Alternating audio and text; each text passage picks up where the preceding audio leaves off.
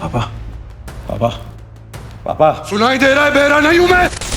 क्या आपने कभी किसी किरदार को देखकर खुद से पूछा है, ये इतना टूटा हुआ, इतना खतरनाक और फिर भी इतना सच्चा क्यों लगता है? एनिमल सिर्फ एक फिल्म नहीं, ये एक चीख है, एक बेटे का गुस्सा जिसे वो पूरी दुनिया से छिपाता रहा और फिर एक दिन फट पड़ा। रणबीर कपूर का लुक सिर्फ स्टाइल नहीं, एक दर्द की कहानी है। एक ऐसा किरदार जिसे बनाने में एक्टिंग से ज्यादा इमोशनल ट्रॉमा और मेंटल प्रेशर झेलना पड़ा।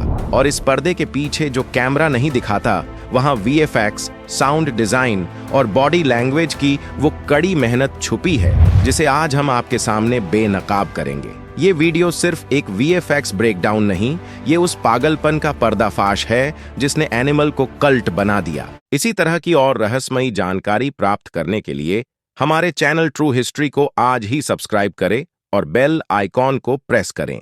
अब जो बात स्क्रीन पर नजर आती है वो असल में होती नहीं, और एनिमल इसका सबसे बेहतरीन उदाहरण है। एक तरफ ग्रीन स्क्रीन की सादगी, दूसरी तरफ फाइनल शॉट की विस्फोटक सिनेमैटिक इमेजरी।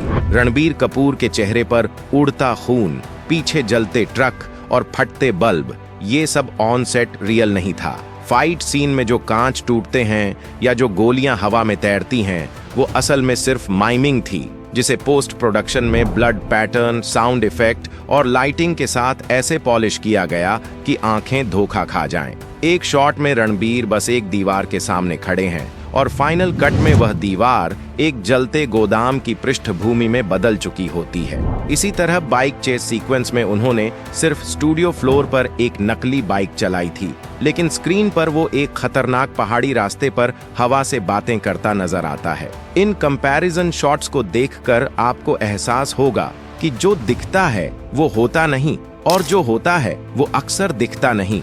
एनिमल की स्क्रीन पर जो rough and tough Ranbir Kapoor दिखते हैं, उनके पीछे छिपा है महीनों की मेहनत और समर्पण। सुबह 4 बजे उठकर ट्रेनिंग शुरू करना, डाइट में एक एक ग्राम का हिसाब रखना और घंटों जिम में पसीना बहाना, ये सब उनके ट्रांसफॉर्मेशन का हिस्सा था। एक्शन सीन्स की बीटीएस क्लिप्स देखें तो रणबीर खुद हर स्टंट को करने की जिद करते हैं, चाहे वो गिरते हुए शीशों के बीच दौड़ना हो या 10 फीट ऊपर से कूदना। कैमरा बंद होते ही जहां एक तरफ टीम थक कर बैठ जाती है, वहीं रणबीर अगला टेक करने को तैयार होते हैं। डायरेक्टर संदीप रेड्डी वांगा के साथ उनकी ट्यूनिंग भी देखने लायक है। सीन से पहले दोनों फुसफुसाते हैं, माउंटिंग डिस्कस होती है और फिर रणबीर कैरेक्टर में इस तरह घुस जाते हैं कि सेट पर एक पल को सन्नाटा छा जाता है। बाकी एक्टर्स जैसे अनिल कपूर और परिणीति भी रणबीर की एनर्जी से इतने प्रभावित दिखते हैं कि कई बार उन्हें खुद भी टेक दोहराने पड़ते थे ताकि वो उसी इंटेंसिटी तक पहुंच सके। ये फिल्म सिर्फ कैमरे के सामने नहीं, कैमरे के पीछे भी एक इमोशनल जर्नी है। एनिमल में रणबीर कपूर का कैरेक्टर सिर्फ एक हिंसक इंसान नहीं है, वो एक टूटी हुई आत्मा है जो बचपन से प्यार और स्वीकार की तलाश में है। ये एक ऐसा इंसान है जिसे दुनिया सिर्फ उसके गुस्से और हिंसा से पहचानती है, लेकिन अंदर से वो एक ऐसा बच्चा है जिसने अपने पिता की एक मुस्कान के लिए पूरी जिंदगी संघर्ष किया है। इस कैरेक्टर की साइकोलॉजी इतनी जटिल है कि हर सीन में आप उसके दर्द को महसूस कर सकते हैं। अनिल कपूर द्वारा निभाया गया पिता का रोल भी उतना ही इंटेंस है। एक ऐसा पिता जो प्यार तो करता है लेकिन जताना नहीं जानता। उसके अंदर का सख्त रवैया बेटे को मजबूत बनाने की कोशिश में भावनात्मक दूरी पैदा कर देता है। यही दूरी बाद में एक जानवर को जन्म देती है। फिल्म में कई ऐसे दृश्य हैं जहां बिना डायलॉग के सिर्फ आंखों से भावनाएं ट्रांसफर होती हैं, जो इस बात का प्रमाण है कि ये सिर्फ एक एक्शन फिल्म नहीं बल्कि एक गहराई से भरी फैमिली साइको ड्रामा है। ये फिल्म हमें यह सोचने पर मजबूर करती है कि एक इंसान के भीतर का राक्षस अक्सर समाज और रिश्तों द्वारा ही पनपाया जाता है। एनिमल में म्यूजिक सिर्फ बैकग्राउंड में बजने वाली धुन नहीं है, ये हर सीन की धड़कन है। जब रणबीर का किरदार चुपचाप बैठा होता है, तब भी बैकग्राउंड स्कोर उसके मन में उठते तूफान को बयां करता है, और जब एक्शन अपने चरम पर होता है, तब म्यूजिक की बीट्स दिल की धड़कनों से मेल खाने लगती है। इस फिल्म में साउंड डिजाइन इतना डिटेल्ड है कि हर गोली चलने की आवाज, हर सांस, हर सन्नाटा, सब कुछ जानबूझकर डिजाइन किया गया है ताकि इमोशंस और टेंशन दोनों का प्रभाव 2 गुना हो जाए। इस शानदार साउंड ट्रैक के पीछे हैं हर्षवर्धन रामेश्वर, जिनका काम आपने अर्जुन रेड्डी और कबीर सिंह जैसी फिल्मों में महसूस किया होगा। लेकिन इस बार उन्होंने सिर्फ म्यूजिक नहीं बनाया, उन्होंने एक ऐसे किरदार को आवाज दी जो खुद कभी कुछ नहीं कहता। उन्होंने मेलोडी और शोर के बीच की बारीक रेखा पर चलकर एक ऐसी साउंडस्केप तैयार की है जो दर्शकों को स्क्रीन से चिपकाए रखती है। खास बात यह है कि एक्शन सीक्वेंस में बीजीएम न सिर्फ जोश जगाता है बल्कि कई बार दर्शकों के रोंगटे भी खड़े कर देता है, जैसे कि वो एक ऑडियो थ्रिल राइड हो। एनिमल का साउंड डिजाइन यह साबित करता है कि म्यूजिक अगर सही हो तो वो शब्दों से कहीं ज्यादा कहानी कह सकता है। पर्दे के पीछे छिपे वो राज जो हर कोई नहीं देख पाता। एनिमल जैसी फिल्मों की सबसे दिलचस्प बात ये होती है कि कहानी खत्म होने के बाद असली खेल शुरू होता है। सोशल मीडिया पर फैंस की थ्योरीज, छोटे छोटे वीएफएक्स डिटेल्स और छुपे हुए इशारे जो पहली बार देखने में शायद आपकी नजर से छूट गए हों। एक सीन में रणबीर कपूर की आंखों की रोशनी हल्की नीली दिखाई देती है। क्या यह सिर्फ लाइटिंग थी या कुछ गहरा इशारा कि उसका किरदार साइकोलॉजिकल बदलाव से गुजर रहा है? कुछ फैंस का मानना है कि फिल्म के शुरुआती एक्शन सीक्वेंस में दिखाई गई गाड़ियां और लोकेशन दरअसल लास्ट क्लाइमेक्स की मिरर इमेज हैं, यानी कहानी एक साइकिल में घूमती है। वीएफएक्स आर्टिस्ट्स ने भी कुछ सुबट्टल रेफरेंस छोड़े हैं, जैसे रणबीर के शरीर पर बने टैटूज जो उसके अंदर की टूट फूट और पितृत्व के ट्रॉमा को दर्शाते हैं। वहीं एक थ्योरी ये भी वायरल हुई कि अनिल कपूर का किरदार सिर्फ एक प्रतीक है, वो असल में पुरानी पीढ़ी की हिंसा का रिप्रेजेंटेशन है जो अगली पीढ़ी तक ट्रांसफर हो रही है। और अगर आपने ध्यान दिया हो तो एक सीन में रणबीर जिस तरह आईने में खुद को देखता है, उसमें वीएफएक्स का इस्तेमाल करके उसका रिफ्लेक्शन हल्का डिस्टॉर्टेड किया गया है। यह उसकी शैटर्ड आइडेंटिटी का सिंबॉलिक इशारा हो सकता है।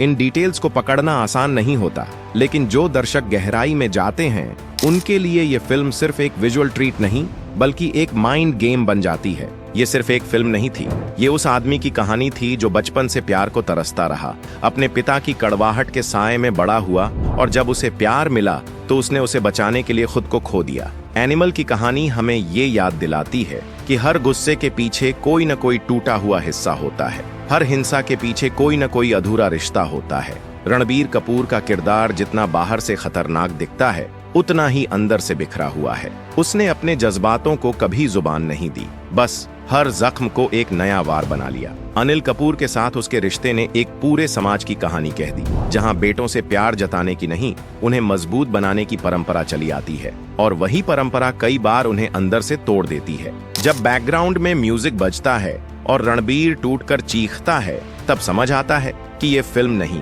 किसी के अंदर की वो आग है जो दुनिया ने कभी देखी ही नहीं थी। ये कहानी उन लोगों की है जो बाहर से जानवर लगते हैं लेकिन अंदर से आज भी एक बच्चा है जो बस एक बार गले लगना चाहता है। डायरेक्टर संदीप रेड्डी वांगा का फिल्म बनाने का तरीका बिल्कुल अलग और प्रभावशाली है। उनकी कहानियां गहरे भावनात्मक पहलुओं से भरपूर होती हैं जो दर्शकों को दिल से जोड़ने पर मजबूर करती हैं। एनिमल में भी उन्होंने केवल एक्शन पर नहीं बल्कि अंदरूनी संघर्ष पर भी ध्यान केंद्रित किया है। उनका कैमरा प्लेसमेंट और स्लो मोशन का इस्तेमाल कहानी में तीव्रता और गहरे इमोशंस को व्यक्त करता है। रणबीर कपूर का किरदार वांगा के निर्देशन का प्रमुख हिस्सा है, जो हर दृश्य में दर्शकों को सोचने पर मजबूर करता है। वांगा का स्लो बर्न नैरेटिव, लंबी शॉट्स और प्रभावशाली डायलॉग्स फिल्म को एक मजबूत मनोवैज्ञानिक गहराई देते हैं। हिंसा और प्यार के बीच महीन रेखा खींचने के तरीके से एनिमल एक पुरानी कहानी को नए अंदाज में पेश करता है, जहां हर फ्रेम में गहरी और पावरफुल भावनाएं सामने आती हैं। एनिमल में हर एक दृश्य और विजुअल बहुत गहरे प्रतीकों और रूपकों से भरा हुआ है, जो कहानी को एक अलग स्तर पर ले जाते हैं। फिल्म में दिखाई देने वाले मास्क का प्रतीक बहुत ही महत्वपूर्ण है। यह मास्क न सिर्फ एक बाहरी पहचान का प्रतिनिधित्व करता है, बल्कि यह उस इंसान की आत्मा के टूटने और एक नई पहचान बनाने की प्रक्रिया को भी दर्शाता है। जैसे ही रणबीर कपूर का किरदार अपनी अंदर की भावनाओं और संघर्षों से जूझता है, मास्क उसे एक शरण स्थली की तरह लगता है, जहां वह अपनी असलियत से बचने की कोशिश करता है, जबकि उसे पता होता है कि वह कभी पूरी तरह से मास्क के अंदर छुपा नहीं रह सकता। फिल्म में टूटे शीशे का उपयोग भी एक शक्तिशाली रूपक है। यह टूटे हुए शीशे किरदार की टूटती हुई मानसिकता और उसकी अस्थिरता को दर्शाते हैं। जैसे शीशे के टुकड़े जुदा होते हैं और हर टुकड़ा एक अलग दिशा में फेंका जाता है, वैसे ही रणबीर के किरदार की जिंदगी के टुकड़े टूटकर अलग अलग हिस्सों में बिखर जाते हैं। ये बिखरे हुए टुकड़े उसकी मानसिक स्थिति, उसकी संघर्षशीलता और उसके भीतर के जानवर को दर्शाते हैं, जो किसी न किसी रूप में बाहर आकर सामने आता है।